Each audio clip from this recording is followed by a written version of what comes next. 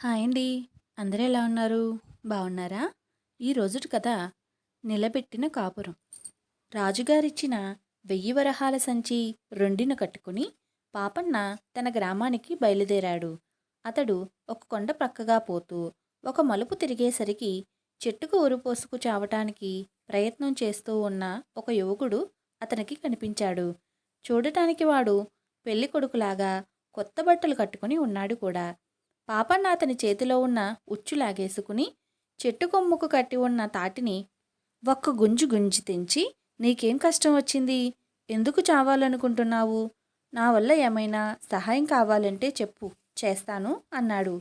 ఈ మాటలు విని ఆ యువకుడు, నన్నెందుకు చావనిచ్చావు కావు? నేను బతికి ఉంటే అన్నీ కష్టాలే.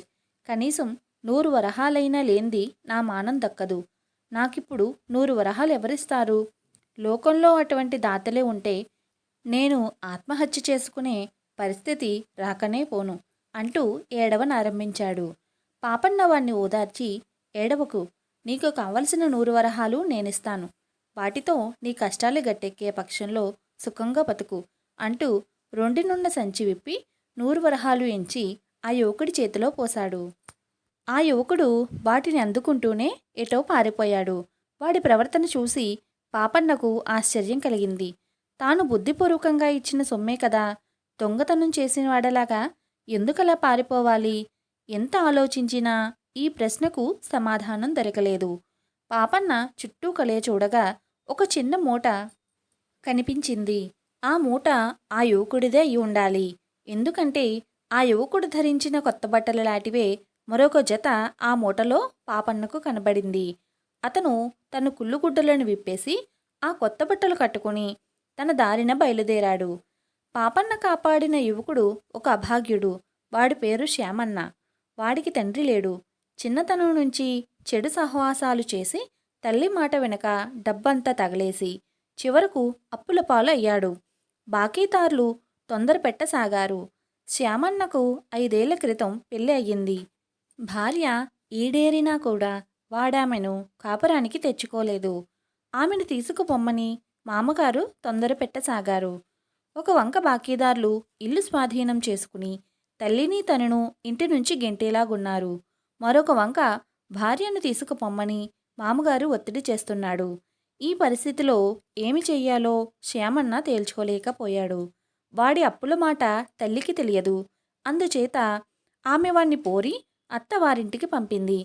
అత్తవారు సంతోషించి వాడికి కొత్త బట్టలు పెట్టి మర్యాదలన్నీ చేసి 2 రోజులుండమని బతిమిలాడారు. కానీ వాడు వాళ్ళ మాట వినక తన భార్యతో సహా వచ్చిన రోజున సాయంకాలమే ఇంటికి బయలుదేరాడు. త్వరలోనే చీకటి పడింది. భార్యాభర్తలు ఆ రాత్రి ఏ చెట్టు కిందనో పడుకున్నారు. భార్యకు కాస్త కునుకు పట్టగానే శ్యామన్న లేచి తప్పుడు దారిన బయలుదేరి పర్వతం సమీపానికి వచ్చాడు. తాను ప్రాణం తీసుకోవడం తప్ప మరే మార్గమూ లేదనిపించింది. వాడా పని చేసే ప్రయత్నంలో ఉండగా దేవుడెల్లే పాపన్న వచ్చాడు. అతడికి బాకీలు తీర్చటానికి సరిపడే సొమ్ము కూడా ఇచ్చాడు. శ్యామన్న మొదటి ఆలోచన ఆ 100 వరహాలు పాపన్న మళ్ళీ తీసేసుకుంటాడనే. ఆ భయంతోనే వాడు తన మూట కూడా మరచి పారిపోయాడు.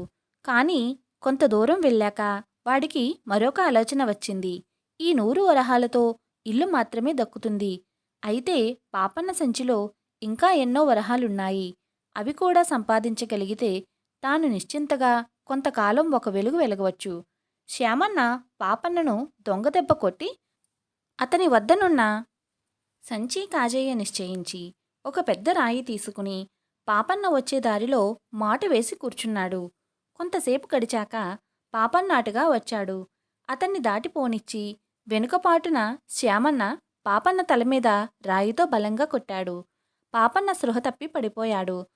శ్యామన్న అతడి రొండిని ఉన్న సంచి తీసుకుని దూరంగా వెళ్ళి ఒక రహస్య ప్రదేశంలో సంచి విప్పి వరహాలు ఎంచుకున్నాడు.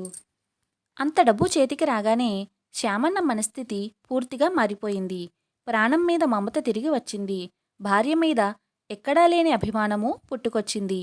తాను అది వరకు గడిపిన జీవితం మీద రోత కూడా పుట్టింది. ఇక నుంచి సన్మార్గంలో బతకాలని నిశ్చయించుకున్నాడు. తన భార్య ఏమై ఉంటుందా అనుకుని శ్యామన్న పుట్టింటికే తిరిగి వెళుతుందని నిశ్చయించుకున్నాడు. తన దగ్గర ఇప్పుడు పుష్కలంగా డబ్బు ఉన్నది గనక పట్నం వెళ్ళి భార్యకు నగలు చీరలు కొనుక్కుని అత్తవారింటికి వెళ్ళి అక్కడి కొన్ని రోజులు సరదాగా గడిపి తరువాత తన గ్రామం వెళ్ళటానికి నిశ్చయించుకున్నాడు. తెల్లవారినాక శ్యామన్న నగరం చేరుకున్నాడు. నగల వర్తకుడి దుకాణంలోకి వెళ్ళి నగలు బేరం చెయ్యనసాగాడు.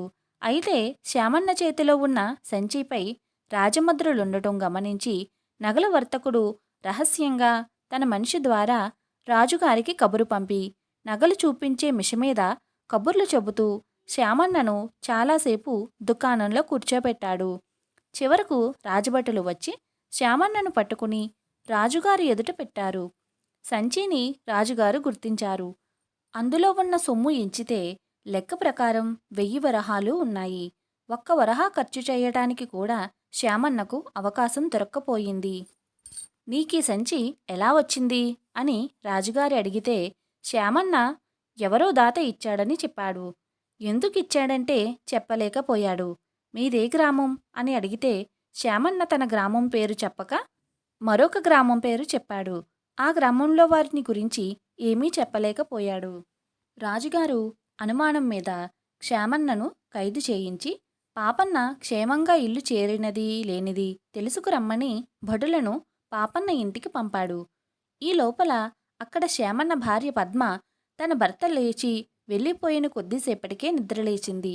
తన భర్త తనను ఒంటరిగా వదిలి ఎటో వెళ్ళిపోయాడని నిశ్చయించుకున్నాక ఆమె శ్యామన్న ఊహించినట్టు పుట్టింటికి పోలేదు.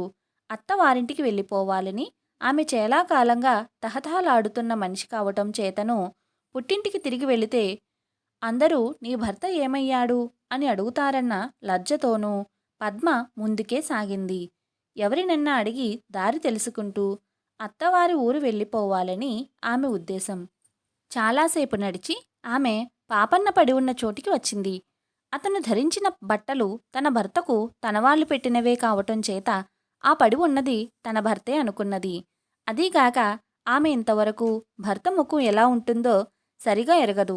తన భర్తను ఎవరో కొట్టారని ఆదుర్దాపడుతూ ఆమె పాపన్నకు శైత్యోపచారాలు చేసింది. పాపన్న త్వరలోనే తేరి కూర్చున్నాడు. తల వెనుక భాగం తడివి చూసుకుంటే బొప్పి కట్టి ఉన్నది. అసలే దృఢమైన మనిషి కనుక దాన్ని అతను లక్ష్యపెట్టలేదు. అతను పద్మని చూసి ఎవరో ఈ మనిషి అనుకున్నాడు.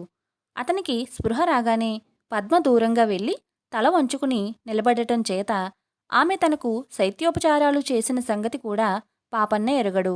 అతను సంచి కోసం తడుపుకుని నన్ను కొట్టి దొంగలెవరో నా సంచి ఎత్తుకుపోయారు అన్నాడు.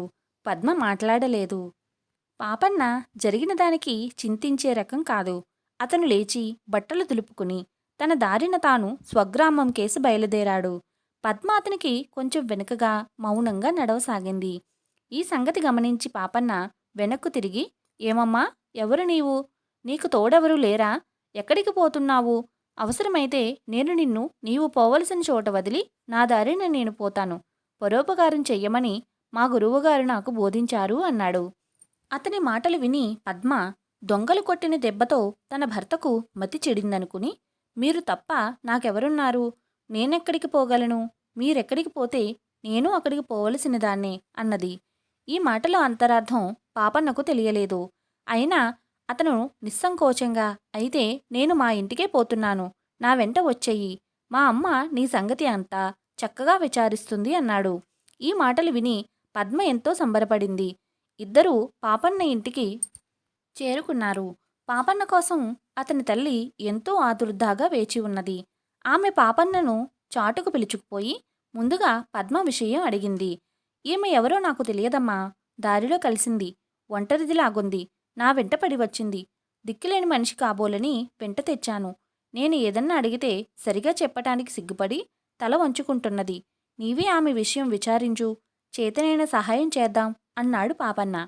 తరువాత అతను తల్లికి తన చదువు గురించి, రాజకుమారుణ్ణి రక్షించటం గురించి, రాజుగారు చేసిన సన్మానం గురించి, ఇంటికి వస్తుండగా ఆత్మహత్యా ప్రయత్నంలో ఉండిన యువకుని గురించి, తరువాత తనను దారిలో దొంగలు కొట్టి వరహాల సంచి కాజేయటం గురించి సవిస్తరంగా చెప్పాడు. ఇదంతా పక్కన ఉండి వింటున్న పద్మకు 2 విషయాలు స్పష్టంగా తెలిసిపోయాయి. ఈ పాపన్న తన భర్త కాడు. తన భర్త తనను ఒంటరిగా విడిచిపోయినాక ఆత్మహత్య చేసుకోబోయి పాపన్న చేత రక్షింపబడి అతని వద్ద 100 వరహాలు కూడా పుచ్చుకున్నాడు. ఆ తరువాత తన భర్త ఏమయ్యాడో ఆమె ఏమాత్రం ఊహించలేకపోయింది. ఇంతలోనే రాజభటులు వచ్చి చేరారు. ఒక యువకుడు 1000 వరహాలు రాజముద్రలు గల సంచితో పట్టుబడ్డాడని వారు పాపన్నతో చెప్పారు. పాపన్న తన సంచి పోయిన సంగతి వారితో చెప్పి, అందులో 900 వరహాలే ఉండాలి. రాజుగారు నాకిచ్చిన 1000లో ఒక 100 వరహాలు ఒక అభాగ్యుడికి ఇచ్చాను అన్నాడు. అతని సంచి నుంచి తీసి తాను కట్టుకున్న కొత్త బట్టలు కూడా రాజభటులకు చూపాడు. దొరికిన దొంగ అలాంటి బట్టలే కట్టుకుని ఉన్నాడని రాజభటులు చెప్పారు. తన సంచి కాజేసినవాడు తన చేత రక్షింపబడినవాడేనని పాపన్నకు తెలిసిపోయింది. దొంగ తన భర్తేనని పద్మకి కూడా తెలిసిపోయింది. ఆమె ఏడుస్తూ పాపన్న కాళ్ళపై పడి, బాబూ, నా భర్తకు శిక్ష పడకుండా చూడండి, నా కాపురం నిలబెట్టండి అని బతిమాలింది. పాపన్న పద్మను దుఃఖించవద్దని చెప్పి రాజభటుల వెంట రాజుగారి వద్దకు వెళ్ళాడు. చెరలో ఉన్న శ్యామన్నను గుర్తుపట్టాడు. శ్యామన్న తాను చేసిన ద్రోహం ఒప్పుకుని తన పేదరికం ఎలాంటిదో వివరించి బావురుమని ఏడ్చాడు. శ్యామన్న కోసం కాకపోయినా ఏ పాపమూ ఎరుగని పద్మ సౌఖ్యం కోరి పాపన్న రాజకుమారుడితో, శ్యామన్నను శిక్షించకండి, కావలిస్తే వాడి శిక్ష నేను అనుభవిస్తాను. ఆ పిల్ల చాలా మంచిది, కొత్తగా కాపరానికి వస్తున్నది, భర్తతో సుఖపడాలని ఎంతగానో కలలు కన్నది. నా 1000 వరహాలు వాళ్ళకే ఇవ్వ నిశ్చయించాను. ఒకరికి కష్టం కలిగించటం తేలిక, సుఖం కలిగించడం గొప్ప విషయం అన్నాడు. పాపన్న చెప్పిన మాటల ఫలితంగా రాజకుమారుడు శ్యామన్నను శిక్షించకుండా వదిలిపెట్టడమే గాక అతను భార్యతో సుఖంగా కాపురం చెయ్యటానికి తగినంత ధనం కూడా ఇచ్చాడు.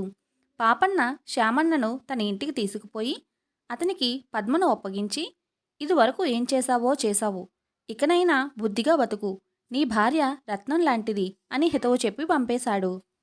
వీడియో నచ్చిందండి? నచ్చితే లైక్ చేసి మా ఛానల్ను సబ్స్క్రైబ్ చేసుకోండి. Thank you for watching.